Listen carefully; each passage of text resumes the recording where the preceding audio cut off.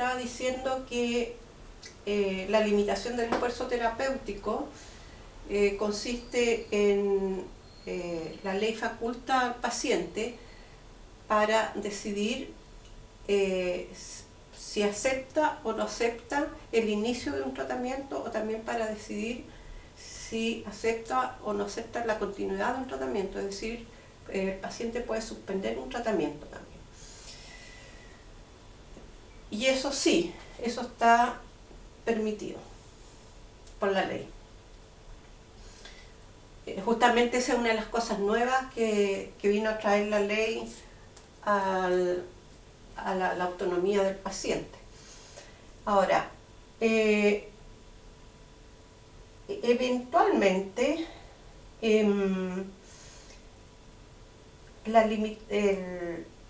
hecho de iniciar un tratamiento que se llama medidas extraordinarias o desproporcionadas, ese es el nombre que recibe el inicio de un tratamiento cuando se trata de un enfermo terminal y que eventualmente puede llevar a una situación de ensañamiento terapéutico.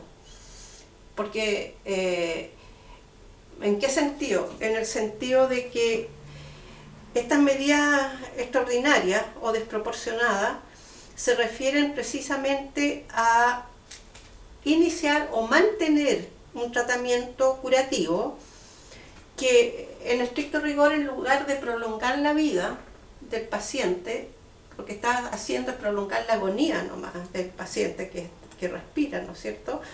Entonces, eso puede llevar a un ensañamiento terapéutico, porque se sabe que no hay posibilidades de recuperación. Y ese ensañamiento terapéutico es el que quiere evitar entonces la LET, ¿no? Que el paciente tenga la facultad de decir no quiero seguir con este tratamiento o no quiero que inicien este tratamiento. También porque se entiende que es un tratamiento inútil. Y las medidas de soporte vital también, entonces hay que diferenciarlas de tratamiento curativo y tratamiento paliativo. Medidas de soporte vital en Chile, según la ley, no se puede suspender, está prohibido suspender porque no se considera estrictamente un tratamiento curativo, sino que se considera un derecho humano, ¿ya? Y entonces, por considerarse un derecho humano, sería delito suspender las medidas de soporte vital. Las medidas de soporte vital o soporte ordinario también se denominan. Son hidratación, alimentación, respiración artificial. Entonces es obligación legal del médico proveer de estas medidas y no es opcional brindarla, o tampoco es opcional para el paciente solicitar su suspensión, por lo que acabo de decir, porque hacerlo sería para el médico un homicidio. Y tratamiento curativo, distinguirlo del tratamiento paliativo. El tratamiento curativo se entiende que tiene como objetivo la curación o la erradicación de una enfermedad o síntomas, ya sea por medios farmacológicos, quirúrgicos u otros medios. En cambio, el tratamiento paliativo, el objetivo no es erradicar la enfermedad o curarla, sino que es aliviar el sufrimiento del enfermo terminal y brindarle calidad de vida y de alguna manera brindarle bienestar, control de síntomas, y también brindarle bienestar social, espiritual. Por eso el tratamiento paliativo también está a cargo de un equipo multidisciplinario. Entonces, teniendo claros estos conceptos, vamos a leer el artículo 16, porque así se podría entender un poquito mejor, ya teniendo los conceptos claros. El título dice, del estado de salud terminal y la voluntad manifestada previamente. Bueno, la voluntad manifestada previamente quedó el título, pero el contenido en el interior de la ley no está. Veamos artículo 16. La persona que fuere informada de que su estado de salud es terminal tiene derecho a otorgar o denegar su voluntad para someterse a cualquier tratamiento, denegar acá, limitación del esfuerzo terapéutico, ¿no es cierto?, de negar o otorgar su voluntad para someterse a cualquier tratamiento que tenga como efecto prolongar artificialmente su vida, ¿no? Puede negarse entonces a las medidas extraordinarias, eso es lo que quiere decir. Sin perjuicio de mantener las medidas de soporte ordinario, acá, sin perjuicio de mantener las medidas de soporte ordinario. En ningún caso el rechazo de tratamiento, es decir, digamos, la limitación del esfuerzo terapéutico, en ningún caso el rechazo de tratamiento podrá implicar como objetivo la aceleración artificial del proceso de muerte, es decir, eutanasia o suicidio asistido. Eso es lo que quiere decir. Y después, saltándose 2 párrafos, dice: las personas que se encuentren en este estado tendrán derecho a vivir con dignidad hasta el momento de su muerte, de la muerte. En consecuencia, tienen derecho a los cuidados paliativos, ¿no? Ahí está el concepto de muerte digna, que les permita hacer más soportables los efectos de la enfermedad, a la compañía de sus familiares y personas cuyo cuidado estén, y a recibir, cuando lo requiera, asistencia espiritual. Entonces se fijan que no están tan explícitos los conceptos, pero hay que tenerlos de fondo para poder entender.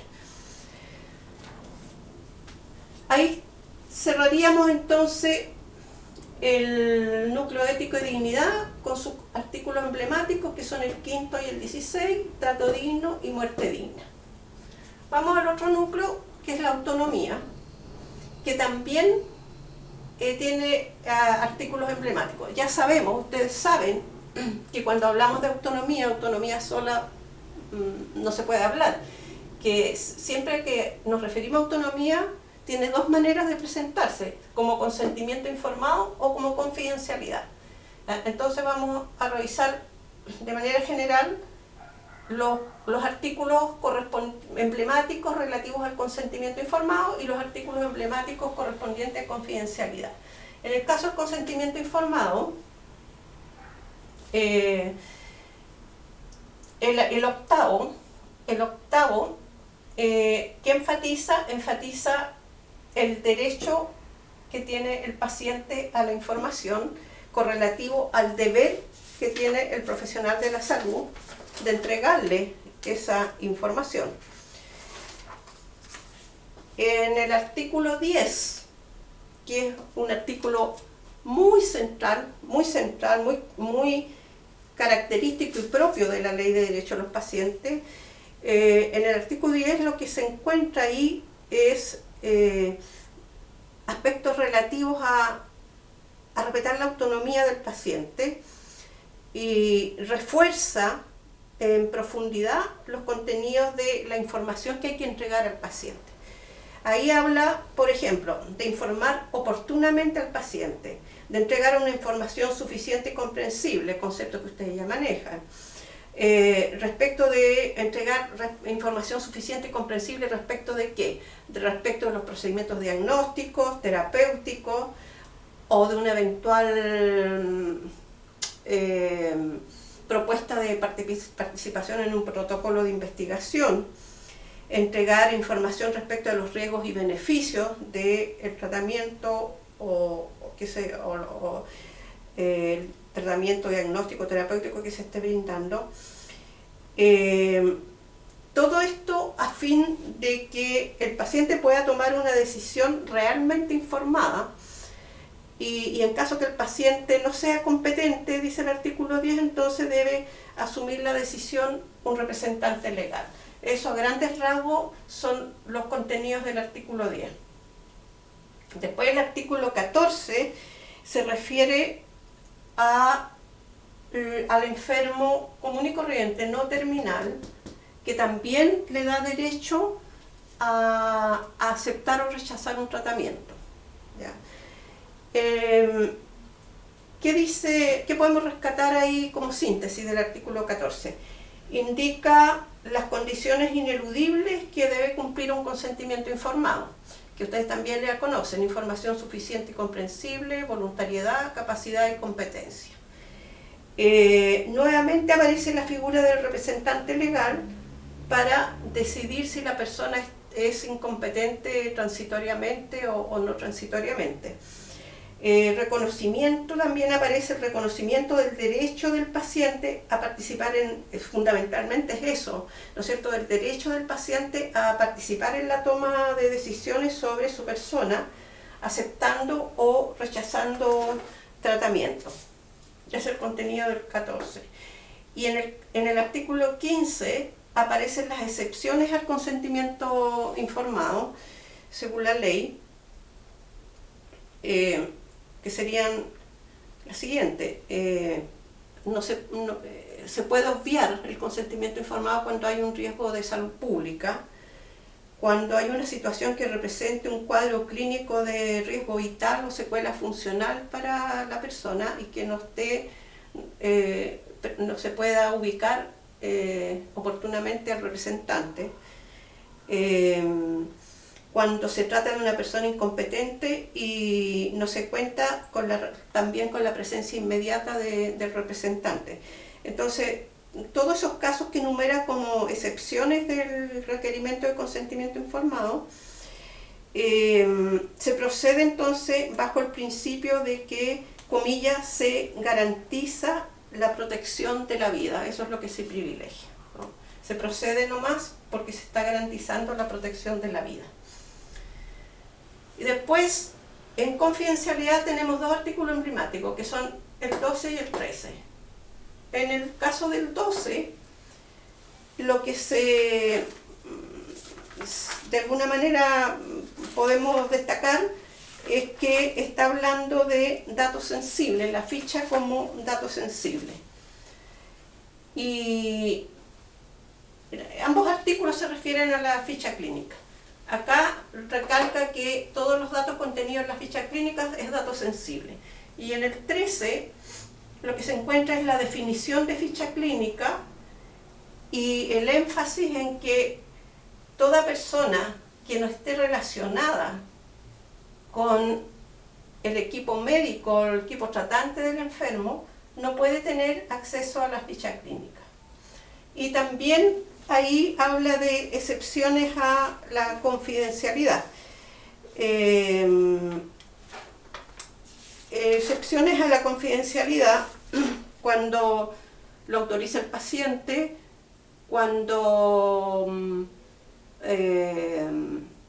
lo solicita los jueces, la justicia, solicita algún dato.